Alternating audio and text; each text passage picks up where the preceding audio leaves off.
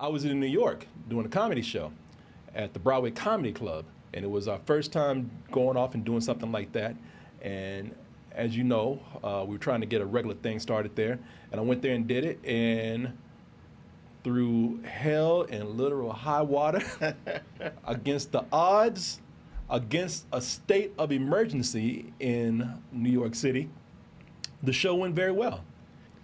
Whole weekend, well, I ain't gonna lie, there's a little craziness going on here and there, but nothing like, nothing like the craziness I talk about here on the show. So, all that shit, I should have got out while I could because everything was smooth and mellow. Even when I went out by myself, I was low key and people left me alone.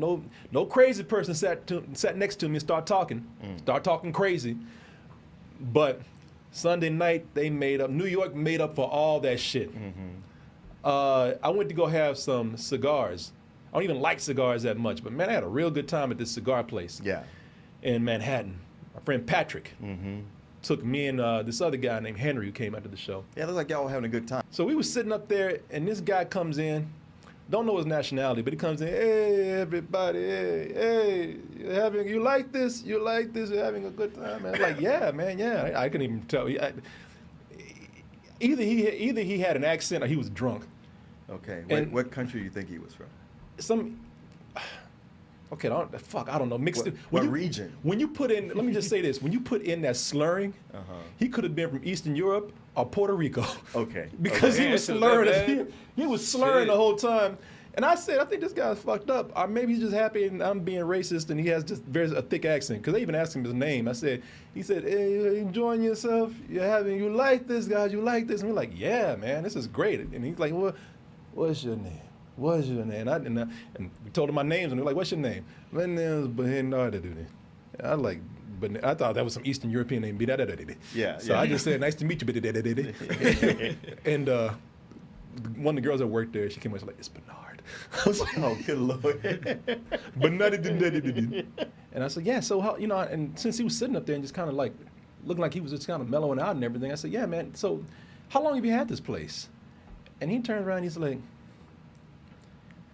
guys, I just, no offense, just want to be alone. Okay? Is that okay? I'm like, and we all, man, shit got awkward real quick because he wants to be left alone, but he's sitting right there in fucking front of us. Right. So we just like, okay, shit, all right, we'll leave it alone. So, he's like, is that okay? Thank you, guys. I just want to be alone. And I'm like, all right, fuck you, okay. So we start talking. Left him alone, man. And I'm talking to Patrick, and then I feel this shadow come over me, this presence, and this asshole coming over, man. So fucking angry tonight. You bully a friend of mine? I'll fuck you up. And I'm talking about what the fuck are you talking about? Yeah. No one bullies my friend around me.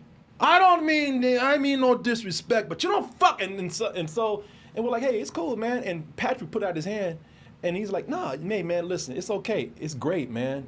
We're enjoying your place. Put that away. I don't want that.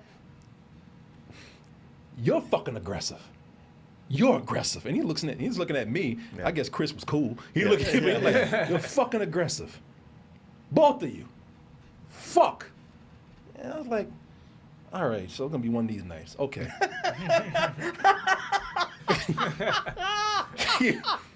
I've been with you on some of those nights. Yeah. And he went over there and sat down and like, fuck, guys, fuck.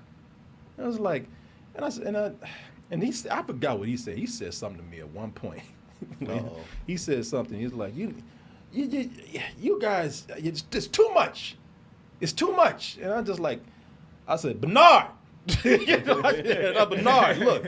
I said, man, you talking about aggressive. I said, we didn't say shit to you, all right? You came over here talking to us. I've been nothing but nice to you. I've been nothing but complimentary to you. And honestly, you've been kind of a dick right now. And I'm sorry. You gonna call us out? We didn't ask you to sit here.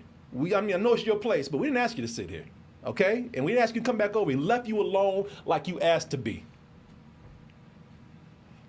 Fuck. My apologies. And then he gets back up, comes back over. I'm sorry. I'm sorry. My apologies. I apologize. You're right. You're right. It's just you don't fuck with my friend. Like, I don't even know who the fuck your friend is, man. Yeah. And I raised $3.5 million while working in politics. For what? And I was like, probably because you're a fucking asshole. And you fucked it up. That's what, if you worked in politics with this attitude. But I was. You went there to look over at one of the waitresses and go like, hey, what's going on with this? Well, dude? no, because I mean, he's the owner. Yeah. So it was just like, all right. And I even remember telling him, I was like, man, listen. I said, even Patrick, he's like, damn, you were actually pretty cool about this, because I tell this guy fuck off, man. But he's like, but I was like, hey, man, I said, listen, man, I don't know what got you so upset tonight, but I mean, look at everything you built here, man. I mean, I've been giving you compliments and you've been kind of shitty, but I said, you've been, we're giving you compliments, we're kissing your ass, we're enjoying your place. Patrick went and talked to the waitress. He came back and he told me and this guy Chris, it's like, y'all want to know what the real kicker about this is? Like, what? He's not even the owner. Yeah. he's like, that's my figure. Yeah, he's a manager. Yeah. And that fool sat there the whole time. We were like, is this your place? Yeah. Yeah, this is my place. Yeah. Hey, man, you built this? Yeah, I built this. Yeah, this is my place. Hey, man, you should be proud of this. Yeah, I should be. And the whole time just line his ass off. But Bernard, hey, listen, I'm not going to tell you what the name of the place is. I don't give a fuck if Bernard hears this. Bernard's a fucking dick, all right? we finished there, and I went back to my hotel, but I was eating something, man. And I thought, I'm going to walk this off before I go to sleep. I walked around the corner to a cocktail lounge I had seen the night before. Actually, I took eyes there.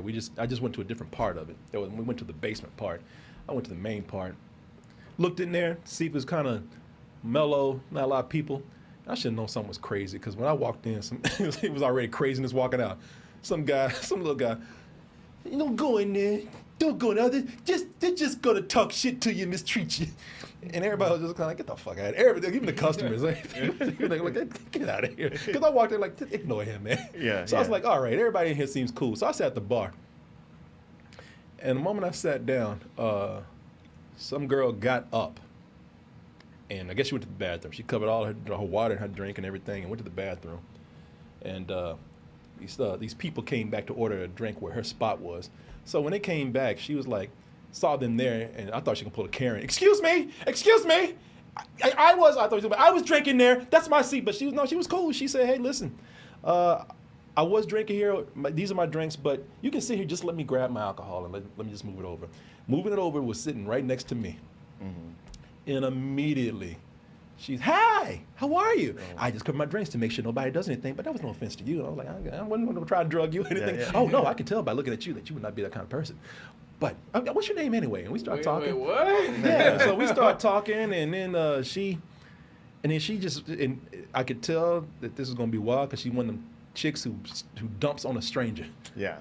And it's not just dumping on a stranger, but she told me a whole thing about, I'm not gonna say this person's name. I hope me saying it's not gonna put her out there, but she told me something about working for Harvey Weinstein, bucking up to him, and guys like, oh, that's cool, that's great. And it turned from that into some conspiracy theory where maybe Harvey Weinstein's about to get her murdered. She was saying that. She said that this is my last night of freedom, because I'm gonna blow the whistle tomorrow. I mean, this is my last night to really enjoy myself, because I don't give a fuck anymore.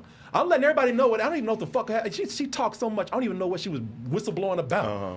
But apparently she knew too much about Harvey Weinstein. Okay. So where the next day, today, Martin, she might not be alive. Boy, the moment she got up, and I saw this girl too. I saw her the whole time. She was sitting over there looking at us the whole time. Like this, like if I was doing those things where I was like talking to a girl, and every now and then I kind of looked past her and I was like, oh fuck, who the hell is that? She won't stop. The girl, I mean, not even blinking. This girl, that crazy girl got up, and the moment she got up, and I'm not lying, I'm not exaggerating, it looked like something out of a cartoon. I'm not exaggerating when I say this. The moment that girl got up, that other girl, she's like, did she tag her on over? Yeah, yeah, that girl came over there. It's your turn. Go on.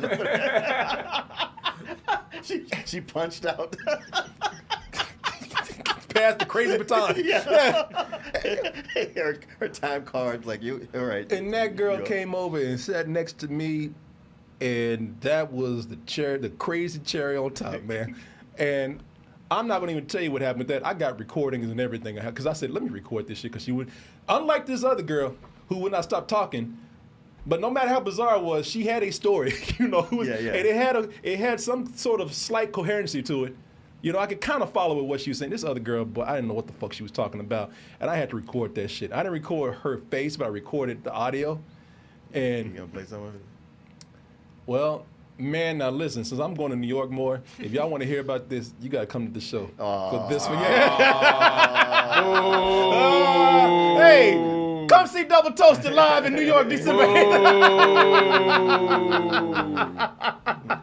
But I will say this. It was a very scary moment for me. And by the end of the night, the bartenders who did not even know me, they came over and they said, "What the fuck, man?"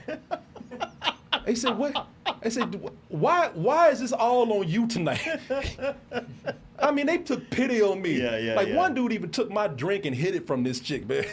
Oh shit. Yeah, I listen. I gotta have some material for this for New York, but this y'all because this. Come on, I'll tell y'all. Man. I got the recordings and everything. How crazy this is. I'll just say, it was a scary moment for me. But at the end of the night, the bartenders, they were just kind of like, "You all right?" Because they were like, why the fuck did crazy just attract itself to you all night? I said, "Man, you should see me in Austin."